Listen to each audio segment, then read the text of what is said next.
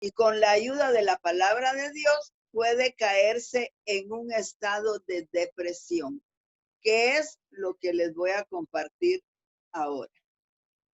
¿Qué entendemos por depresión? Miren, hay dos conceptos. En lo natural es el hundimiento, dicen, natural o accidental en un terreno o superficie. Pero en sentido emocional es el abatimiento del ánimo que lleva a la debilitación y hasta perder el control sobre sí mismo. Por eso es que una persona deprimida se debilita tanto que ya ni acción tiene para bañarse, ya no quiere bañarse, quiere estar acostada. Entonces es porque no solo tiene el problema emocional, sino que también siente un debilitamiento en su cuerpo, como que el cuerpo tampoco le responde. Y ahí pierde el control sobre sí mismo. La depresión casi se ha puesto de moda.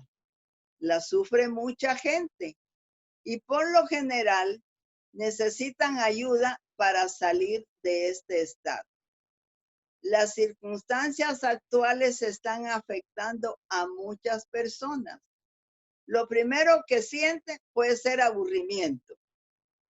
Y en este caso es conveniente hacer otras actividades como leer, escribir, oír mensajes, escuchar alabanzas. Miren, los crucigramas son muy buenos. La sopa de letras también son muy buenas. Esas son actividades que ayudan a que nosotros tengamos nuestra mente activa. Así es que es bueno utilizarlos. Entonces vemos que evitan la desocupación. Todas las actividades que nosotros podamos hacer ejercicio, como ya lo mencionamos, caminar, evitan la desocupación. Para que la mente esté ocupada y no dé lugar a tener pensamientos negativos y aún peligrosos. Ya les dijimos, la mente nos miente, nos engaña. Hay que tener mucho cuidado. Ese es otro bonito tema de tratar, la mente y sus pensamientos.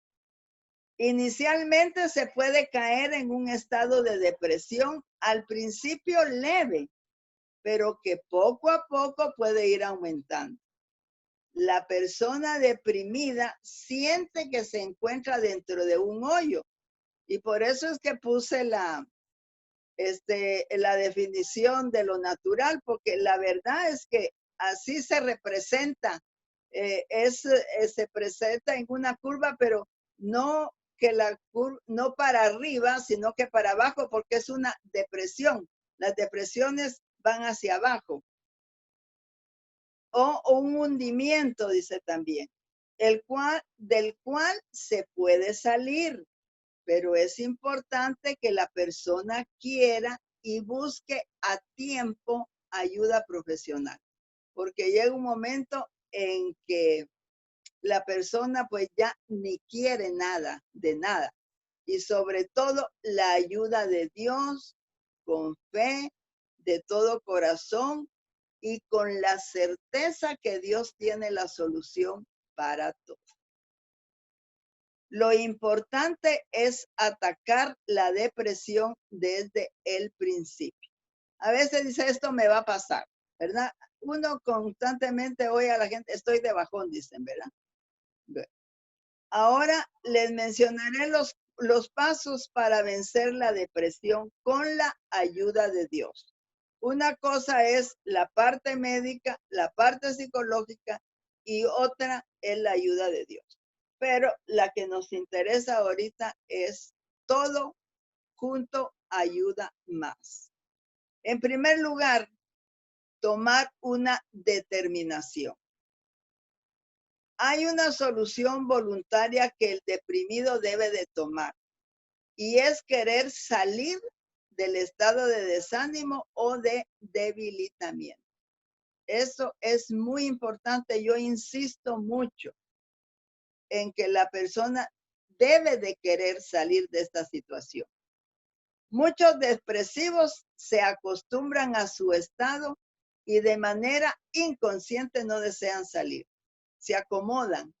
Es muy importante lo que dice 2 Timoteo 1:7, porque no nos ha dado Dios espíritu de cobardía, sino de poder, de amor y de dominio propio. Fíjense pues, no nos acobardemos, porque Dios ese espíritu no nos lo ha dado. Él lo que nos dio fue poder, amor y dominio propio.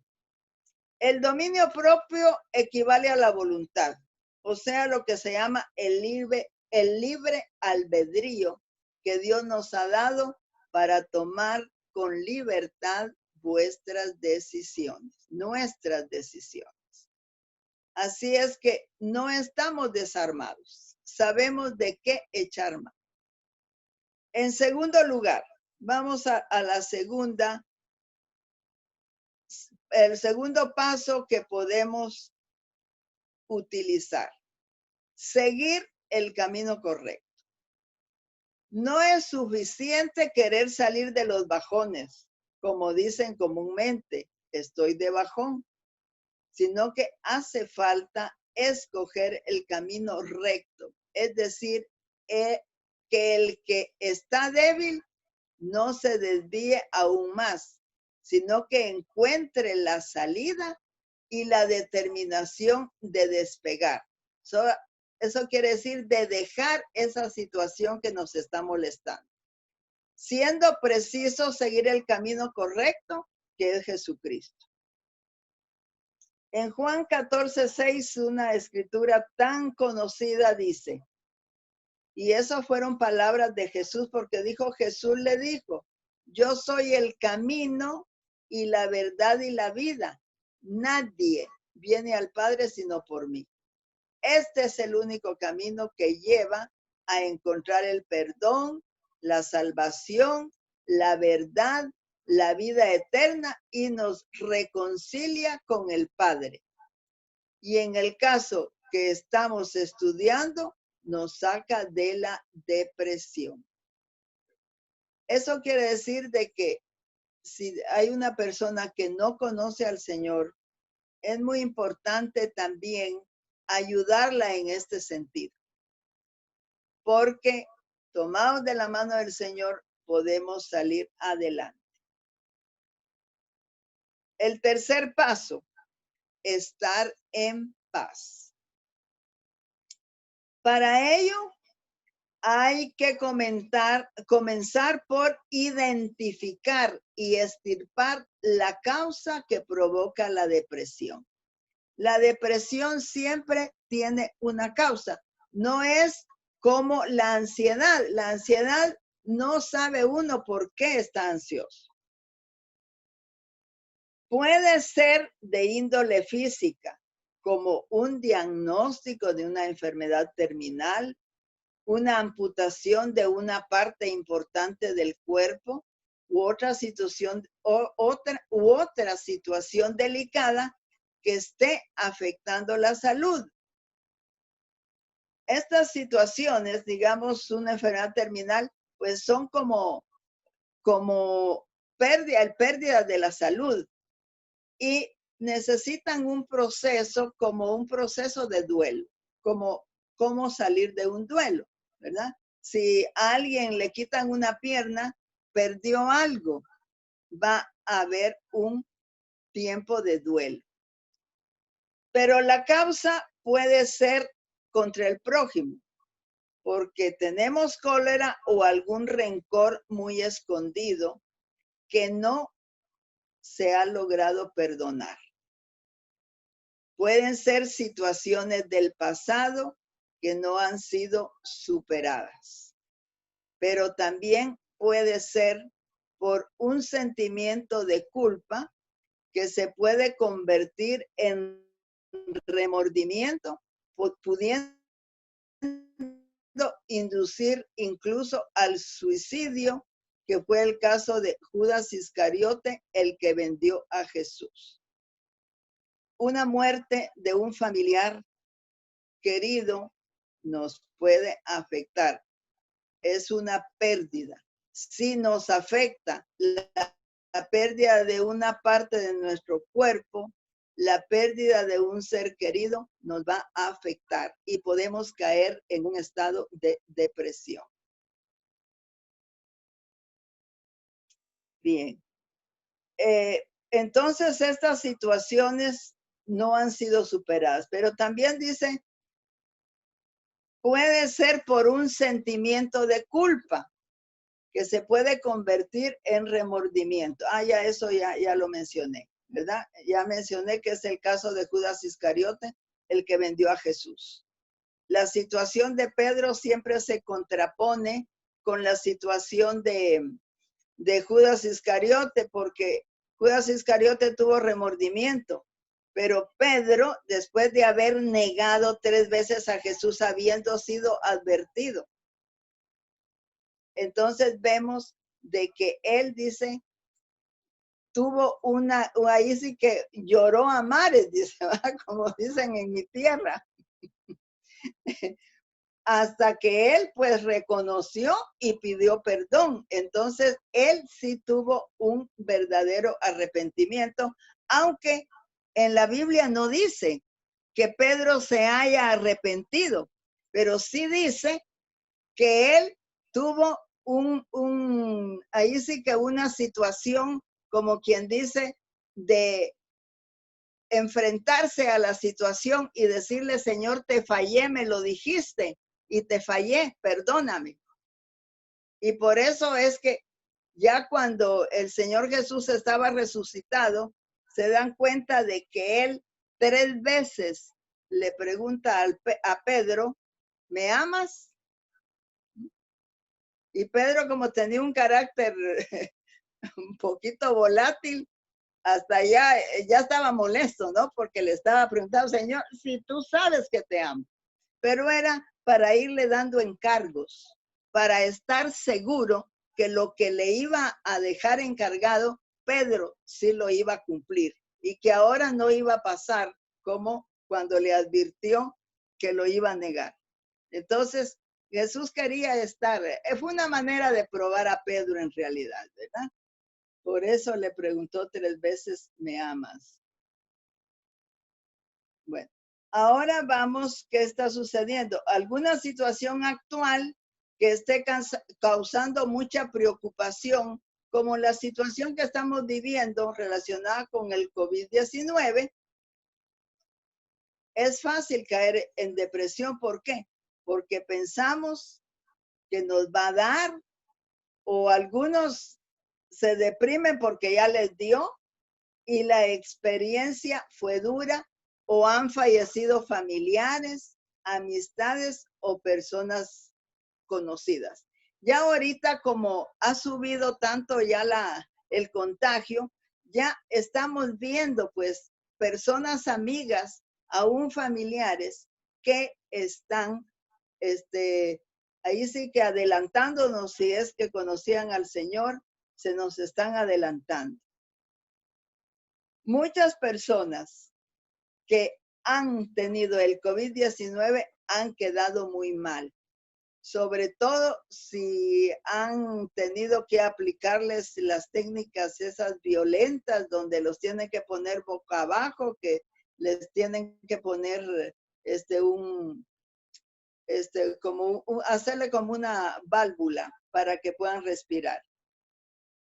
Otra cosa muy importante es que algunos están creyendo que Dios lo mandó, cuando en realidad es por su amor y misericordia que Él está dando la oportunidad para el arrepentimiento. Ya vimos esa cita en el segmento primero. Por lo tanto, si estas situaciones no se resuelven por la vía correcta, definitivamente no dejan vivir en paz. Y esto hace que la persona se deprima. Lo que debemos recordar o saber es que Jesús nos dejó de su paz. En Juan 4:27 dice, la paz os dejo, mi paz os doy. Yo no os la doy como el mundo la da. No se turbe vuestro corazón ni tenga miedo. Estas son citas muy importantes que a veces estamos repitiendo para que nosotros le creamos a la palabra. Y entonces podamos tener elementos donde la palabra nos está ayudando a que la pongamos por obra. Y el cuarto paso es vivir en santidad. La paz está relacionada con la santidad, no es lo mismo, son dos cosas diferentes. Hebreos 12:14 dice, seguir la paz con todos y la santidad. Son dos cosas, sin la cual nadie verá al Señor. Es la santidad la que nos va a separar de ver al Señor. Dios pide lo siguiente en 1 Pedro 1:16, porque escrito está, ser santos como yo soy santo. Claro que la santidad de Dios es absoluta y perfecta. A nuestro nivel, ser santo significa apartado para Dios y no quiere decir ser perfecto de ninguna manera. Nosotros nunca vamos a ser perfectos aquí en la tierra. Lo que nosotros vamos teniendo y vamos avanzando en nuestro crecimiento espiritual, entonces vamos alcanzando niveles de perfección. Por ejemplo, cuando nosotros nos hacemos hijos de Dios, o sea que recibimos y reconocemos a Jesús como nuestro Salvador, es el primer paso de perfección. Cuando nosotros ya estamos leyendo la Biblia, es otro paso de perfección. Cuando nosotros ya nos estamos congregando, es otro paso de perfección. Cuando ya nosotros sabemos orar y tenemos nuestra devocional, es otro paso de perfección. Cuando estamos poniendo por obra la palabra, es otro paso de perfección. La perfección completa solamente la vamos a tener ahí arriba cuando este cuerpo no nos ayude a hacer un estuche que nos, de veras que nos lleva a pecar. Nuestra carne, ¿verdad? A veces la gente, para librarse podríamos decir, la responsabilidad del pecado, le echa la culpa a Satanás. Ah, no, es que Satanás me tentó. No, miren, hay tres fuentes de pecado, que es nuestra carne, o sea, nosotros mismos, es la principal fuente. El mundo, lo que vemos, lo que hacemos, en lo que nos metemos, y en tercer lugar está el enemigo. Acuérdense que el enemigo no conoce nuestros pensamientos, él solo oye lo que nosotros decimos y a veces alguna palabrita, él se la aprovecha y nos va a comenzar a fastidiar. Pero nosotros le abrimos la puerta, le dimos la oportunidad. No, cuidémonos mucho de lo que decimos. Entonces ya vimos de que el crecimiento es un proceso que se inicia desde el momento en que nos hacemos hijos de Dios. Lo que decíamos, los niveles de perfección. Juan 1:11-12 nos dice, a lo suyo vino y los suyos no le recibieron, mas a todos los que le recibieron, a los que creen en su nombre, les dio potestad de ser hechos hijos de Dios. Para los que no conocen esta cita, para que quede claro que no nacemos hijos de Dios, porque yo he hablado con muchas personas y me dicen, es que todos somos hijos de Dios, pero la palabra no dice eso, dice que hay que hacerse hijo de Dios. En general, todos somos criaturas de Dios porque somos su creación, pero es necesario hacernos hijos de Dios. Hay mucha diferencia entre ser criatura y ser hijo de Dios. El mejor ejemplo de depresión lo tenemos en Elías. Hace 8, pues me preguntaron por Elías, pero dije yo, aquí lo vamos a estudiar un poquito más a fondo para que veamos qué fue lo que pasó con Elías. Elías era morador de Galaad y profeta de Dios. Y voy a mencionar algunos hechos sobresalientes de Elías para que veamos cómo Dios lo usó previo al momento en que cayó en depresión. Elías vino a Acab, que era el rey de Israel, y le dijo, traía un mensaje de Dios, y le vino a decir, miren, Dios tan bueno, le estaba avisando que no habría lluvia ni rocío por un tiempo. En Santiago 5:17 dice que la sequía duró 3 años, 6 meses. En el tiempo de la sequía, ¿qué hizo Dios con Elías? Es decir, miren cómo Dios lo guardó. Lo mandó a esconderse en el arroyo de Querib para beber del arroyo. A él no le faltó agua. Y dice que los cuervos le daban de comer. ¿Se dan cuenta cómo Dios nos ama?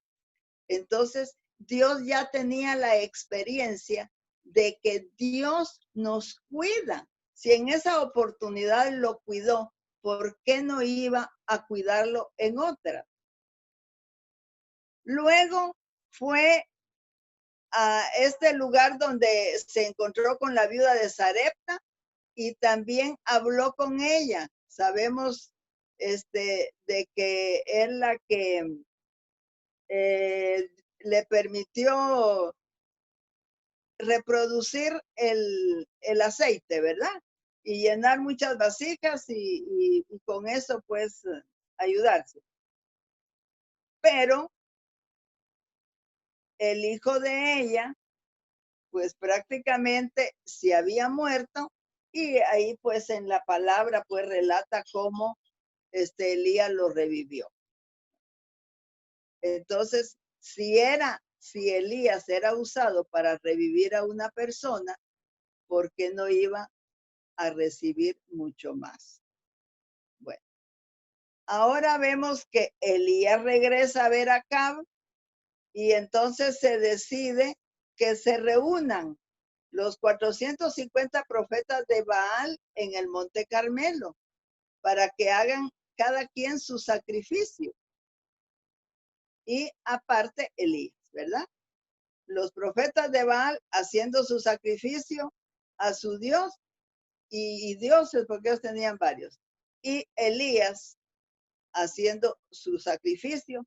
¿Cuál era el objetivo? Saber quién era el Dios de Israel. En esta época, el Dios de Israel se había resfriado mucho, ya se había contaminado. Y entonces buscaban a otro Dios. Sabemos que el sacrificio que dio resultado fue el de Elías. Ustedes ahí pueden leer en Primera de Reyes, capítulos 17, 18 y 19. Ahí está en detalle todo lo que yo pues no me quería entretener porque quería llegar al punto donde se deprimió Elías. Dice que después del resultado del sacrificio de Elías, viéndolo todo el pueblo, porque eso fue lo que primero hizo Elías, llamó a todo el pueblo para que viniera y vieran lo que Dios iba a hacer. Y dijeron, ahí cuando vieron el resultado, entonces dijeron, Jehová es el Dios. Entonces reconocieron que Jehová era el Dios de Israel. Luego Elías dijo que prendieran a los profetas de Baal, los llevaron al arroyo de Sisón, y Elías los degolló.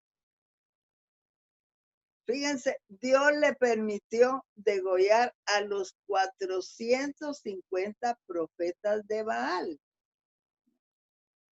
Pero después de esto, Elías ora y termina la sequía. y por su intercesión llueve. Hasta ahí vamos bien.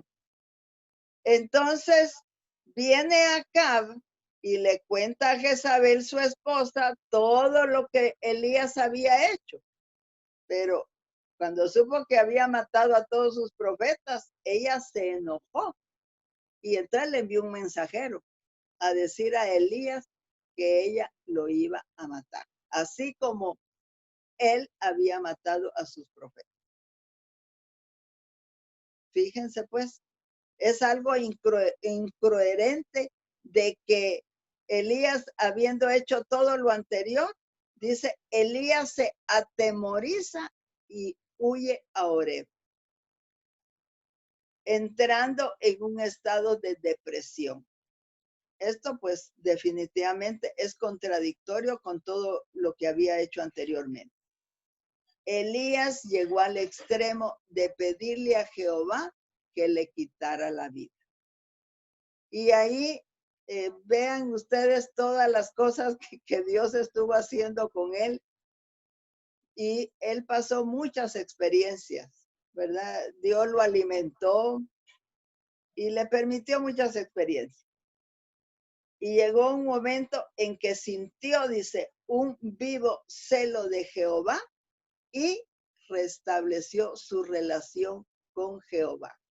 ¿Quién lo sacó de la depresión? Lo sacó Jehová. A él le pasó como al hijo pródigo, volvió en sí, porque dice, sintió un vivo celo por Jehová y entonces ya se restableció la relación con Jehová y salió de la depresión. Y Jezabel no lo pudo matar.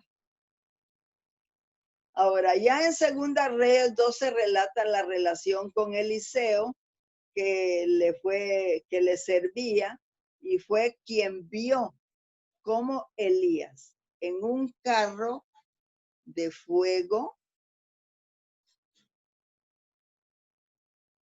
y con caballos también de fuego fue llevado al cielo en un torbellino. Se dan cuenta que Elías no vio muerte aquí en la tierra, fue arrebatado al cielo. Miren qué caso tan especial y qué manera como Dios se lo llevó, pero le falló. Y eso es lo que nos pasa a todos, fallamos. Pero si nos ponemos a cuentas con Dios, si nos arrepentimos, entonces recobramos nuevamente la relación con nuestro Padre Celestial. Y Santiago nos dice qué fue lo que pasó. El concepto que él relata de Elías dice, Elías era hombre sujeto a pasiones semejantes a las nuestras. Nosotros no podemos decir que porque somos cristianos no vamos a tener momentos de inseguridad, no vamos a tener temores, no vamos a tener ansiedad, no vamos a tener depresión. No lo podemos decir. Hay circunstancias en nuestra vida que en un momento dado nos van a afectar y van a ser más fuertes que nuestras fuerzas en ese momento. Porque las situaciones que nos afectan nos bajan las defensas y entonces es en donde entran este tipo de situaciones, ¿verdad? Pero, ven, Elías era semejante a nosotros. Así es que no podemos decir que estamos, es como, la palabra no dice que no vamos a tener situaciones difíciles. Eso no lo dice la palabra, dice, en el mundo, dice, tendréis aflicción. Y una de las aflicciones son las enfermedades. Las situaciones de esta cadena que acabamos de estudiar. Entonces, pero dice, confiad, yo he vencido al mundo. Entonces, ¿qué tenemos que confiar? Confiar en Dios. Ahí está la clave, ¿verdad? Pero no va a ser así de la noche a la mañana, ¿verdad? Se lleva su tiempo porque nos cuesta entender. Hasta que al fin entendimos, entonces ya podemos ir saliendo. En conclusión, ¿qué podemos decir? 1, debe evitarse llegar a deprimirse. Para ello hay que solucionar la inseguridad. Si no la logra, pasamos al temor, pues entonces trate de resolver el temor. Si no logra el temor, resolverlo, va a pasar a la ansiedad. Trate de resolver la ansiedad y en la medida que se vayan presentando, las tiene que ir resolviendo. O sea que hay tiempo. No es que de la noche a la mañana, es un proceso. Ya les he hablado de cómo vencer cada una de ellas, ¿verdad? Eso fue lo que hemos estado haciendo. En segundo lugar, se debe atacar la depresión desde el principio y tomar conciencia que es necesario decidirlo por cuenta propia. Y en este caso, seguir los 4 pasos ya mencionados, que son tomar una determinación, seguir el camino correcto, estar en paz y vivir en santidad. Si vemos que no podemos solos, tomar la decisión de buscar ayuda profesional y sobre todo la ayuda espiritual. A la par de la ayuda profesional tiene que estar la espiritual y si es necesario la intervención de otros profesionales, pues tampoco no es malo que acudamos también. Y para finalizar, estar sabidos que si la depresión no se trata a tiempo, se puede llegar a estados más profundos de los cuales cuesta salir. Sobre todo si la persona se acomoda a este estilo de vida. Miren, hermanos y amigos, yo conozco casos en donde la persona ha estado en una situación de intensa depresión, pero logra salir. Pero si esta persona volviera a caer otra vez en la depresión, ahí sí difícilmente va a salir. Así es que esas son las cosas. Nosotros tenemos que saber cómo suceden estas cosas, cuáles son los recursos que tenemos para que no vayamos a caer en un segundo cuadro, porque el segundo cuadro va a ser más intenso que el primero. Así es que estamos advertidos, mucho cuidado. Esto fue todo por hoy y les agradezco su paciencia. Que Dios me los bendiga. Quizás nos miremos en una próxima si no quedaron curados. Oh, qué lindo tema. Y gracias, licenciada Aide, por compartirnos toda su experiencia, todo su conocimiento. Yo creo que dice la Biblia que el pueblo pereció, murió por falta de conocimiento, ¿verdad? Pero nosotros estamos teniendo hoy aquí conocimiento, ¿verdad? No solo para nuestra vida, sino para ayudar a alguien más, ¿verdad? Y hay algunas preguntas, ¿verdad? Que yo ya había anticipado, ¿verdad? Y otras que entraron aquí. Solo hablarnos rápidamente, hermana Aide, porque yo sé que es muy amplio, pero solo quisiéramos saber si puede existir la depresión en los niños. Sí, puede existir. Síntomas, hermana Aide, ¿cómo alarmarme yo que mi hijo o mi hija está en una depresión? Pues hay que ser observadores cuando un niño no quiere participar, que se aísla, hay que tener mucho cuidado, porque algo le está pasando. Miren, con este famoso bullying, eso ha dado lugar a que muchos niños entren en depresión. Y saben de que una persona depresiva es muy fácil que llegue al suicidio. Porque queriéndose librar de la situación que no la aguanta, pueden caer en suicidio.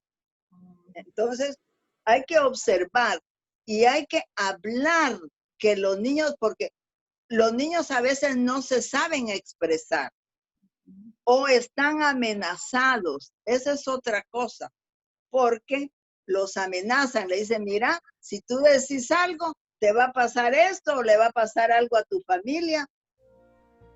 Entonces hay que tener mucho cuidado. Entonces Si un niño no quiere participar, no quiere comer, se aísla, algo está pasando. Entonces, hay que averiguar qué es lo que está pasando. Muy bien. Otra pregunta, licenciada Aide. La depresión posparto. Aquí tenemos un testimonio, quisiera que lo leyera el pastor Dieter y luego haya una pregunta relacionada. Muy bien. Dice nuestra hermana Maribel de Álvarez, estuve en depresión posparto hace unos años, pues no podía aceptar el cambio que tuvo mi cuerpo. Me sentía triste y lloraba por nada, tenía mucho miedo. Estos fueron más mis síntomas. Cuando me perdoné a mí misma y pude amarme tal cual soy, Dios me libertó y rompió cadenas. Buscando de Dios por medio de su palabra y la oración busqué ayuda profesional. Perdón, también psicológica, pues necesitaba de un consejo. Salí de esa crisis. Hoy he podido ayudar a mujeres con un consejo por medio de mi testimonio. Dios tiene un propósito en todo. Gloria a Dios. Y esa es de mi hermana Maribel. Mi hermana Mimi le manda saludos, ¿verdad? La tía Mimi. Y también tiene una pregunta. Le quiero mucho, dígale. Bien.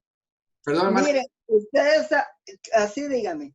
Solo le voy a hacer la pregunta de mi tía Mimi, que va en relación al testimonio. Dice, buenas noches, hermana Aide. Tengo un caso de alguien con depresión postparto. ¿Son los mismos pasos que se deben hacer con la persona? Gracias. Exactamente. Es decir, aplicar estos pasos. Buscar ayuda. Miren, la persona que da el testimonio, ahí dice todo lo que hay que hacer, lo que ella hizo es lo correcto. Y saben que es muy frecuente la depresión en posparto. Hay como una situación de que se bajan las defensas y como que en un momento dado no están aceptando la situación. Y miren, y es tan peligroso una persona en depresión de posparto